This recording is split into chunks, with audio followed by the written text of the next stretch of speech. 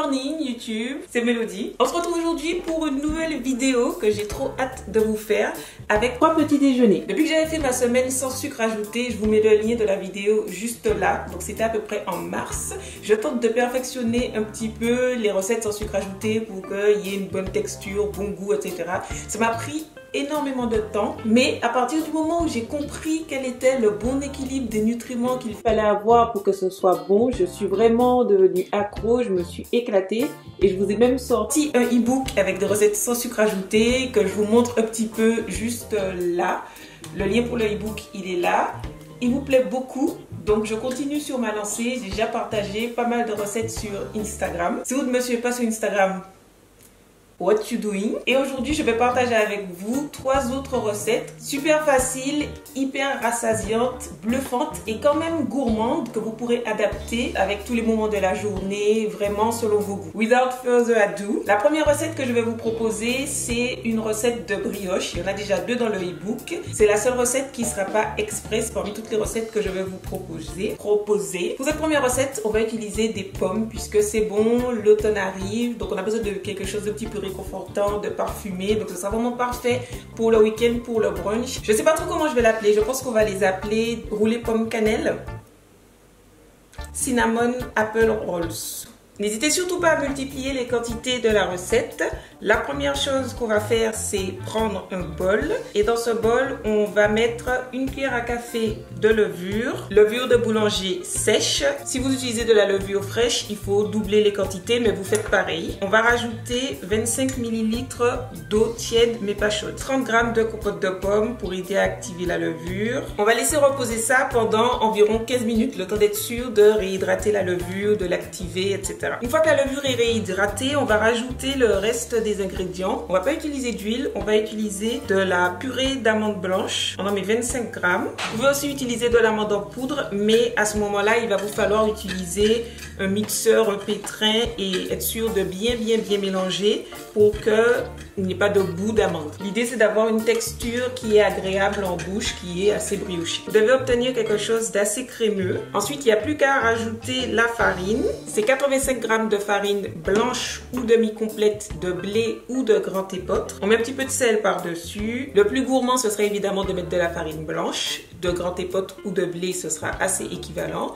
La farine demi-complète, c'est un bon compromis entre les fibres et la gourmandise. Si vous mettez de la farine complète, comme en plus il n'y a pas de sucre, il n'y a pas d'huile, il n'y a pas d'œufs, il n'y a pas de beurre dans la recette, vous risquez d'avoir quelque chose qui fera vraiment pain complet. Essayez de toujours vous donner des mesures pour le moins de quantité possible parce que comme ça on peut toujours multiplier et ça fait un chiffre rond.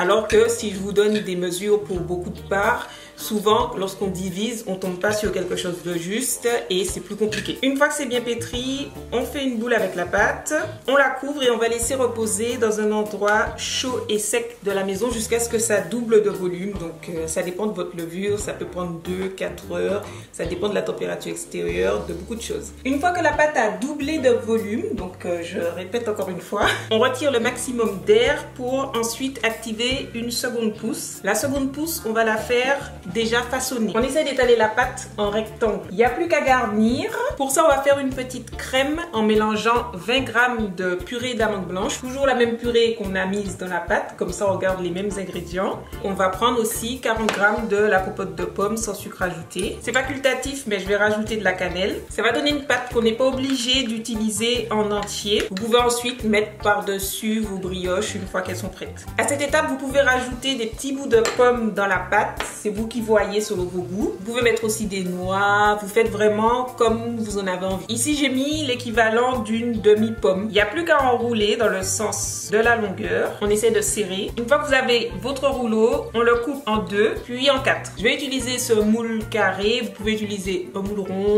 plusieurs petits moules à muffins. Laissez directement sur la plaque. L'idée, c'est de regarder quel est le côté le plus joli de vos roulés, de disposer en aplatissant un petit peu. On laisse un petit peu d'espace comme ça entre les roulés. À nouveau, on va couvrir le temps que la pousse redémarre. Ça prend entre 30 minutes et 1 heure à peu près. Une fois que ça commence à gonfler, on préchauffe le four à 180.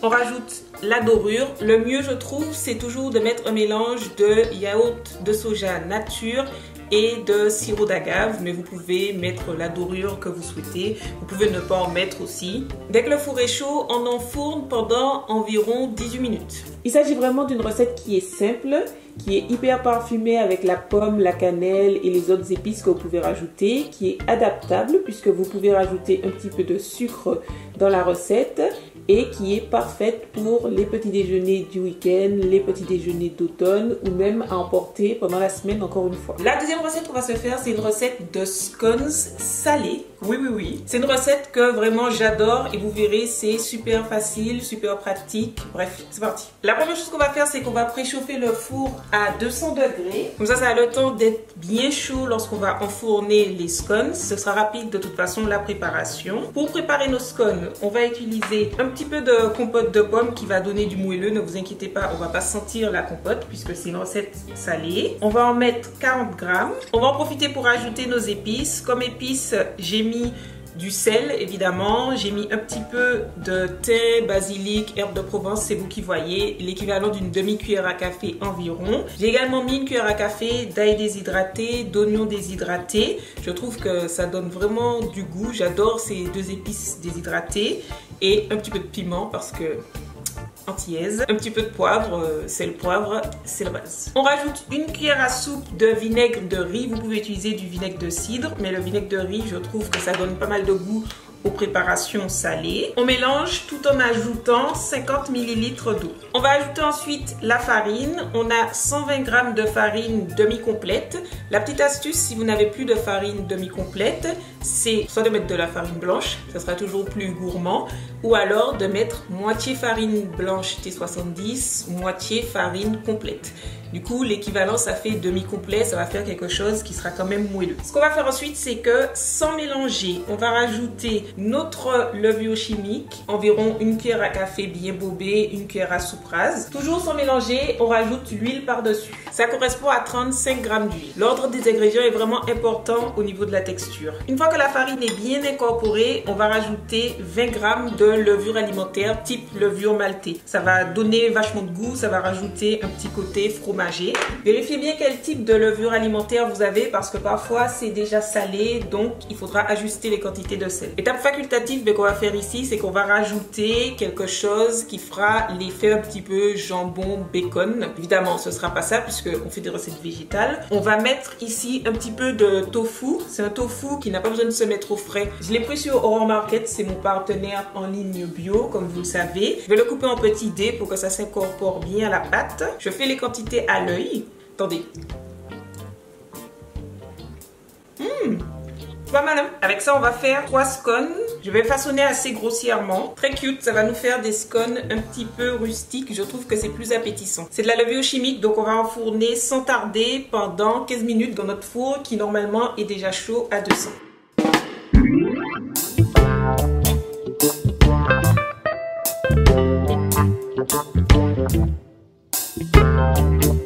La troisième et dernière recette qu'on va faire, c'est une recette de bar cake. C'est comme ça que je les appelle. C'est des espèces de gâteaux avec des flocons d'avoine à la place de la farine.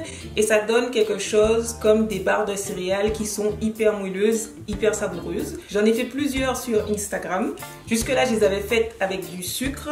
Mais là, je vous propose une recette sans sucre ajouté, à l'évidence, puisque c'est le thème. Et comme on a déjà utilisé de la pomme pour la première recette, on va utiliser cette fois de la banane pour sucrer naturellement. La première étape, c'est d'écraser la banane pour faire une purée qui aura vraiment aucun morceau de banane, sinon c'est pas agréable. J'ai remarqué que c'était plus facile d'écraser la banane avec autre chose. Donc on a 5 g de poudre d'amande, on met 35 g de banane. Encore une fois, il s'agit de quantités individuelles. Vous pouvez multiplier pour faire le nombre de bar cake que vous voulez. Il faut que la banane soit bien mûre si vous voulez avoir une bonne texture et un bon goût. Une fois que vous voyez plus de poudre d'amande, vous pouvez rajouter 5 g d'huile. Les 5 g d'huile et les 5 g d'amande en poudre, ça va constituer le bon gras de votre recette. Et enfin, on va rajouter 25 ml d'eau chaude. Le fait que l'eau soit chaude, ça va permettre que les flocons s'imprègnent plus facilement du liquide, cuisent mieux. On ajoute progressivement, toujours dans l'idée d'avoir quelque chose d'homogène. On va mettre un petit peu de cannelle, de gingembre et une pincée de sel. Et par-dessus, on met nos 30 g de flocons. On mélange bien. Une fois que les flocons sont bien incorporés, on ajoute par-dessus la levure pour ne pas oublier. Une demi-cuillère à café à peu près. prêt. On laisse reposer 15 minutes. On va préchauffer le four à 180 pendant ce temps-là. Pendant ce temps, je vais couper des petits bouts de figues séchées pour mettre dans mon bar cake pour donner un petit peu plus de goût, pour que ce soit un peu plus rassasiant. Vous pouvez aussi mettre des noix, vraiment ce que vous voulez, des raisins secs ou rien du tout. Je rajoute mes petits bouts de figues séchées. Il n'y a plus qu'à verser dans mon ramequin que j'ai préalablement chemisé. Normalement, le four est chaud. On enfourne à 180 pendant 15 minutes.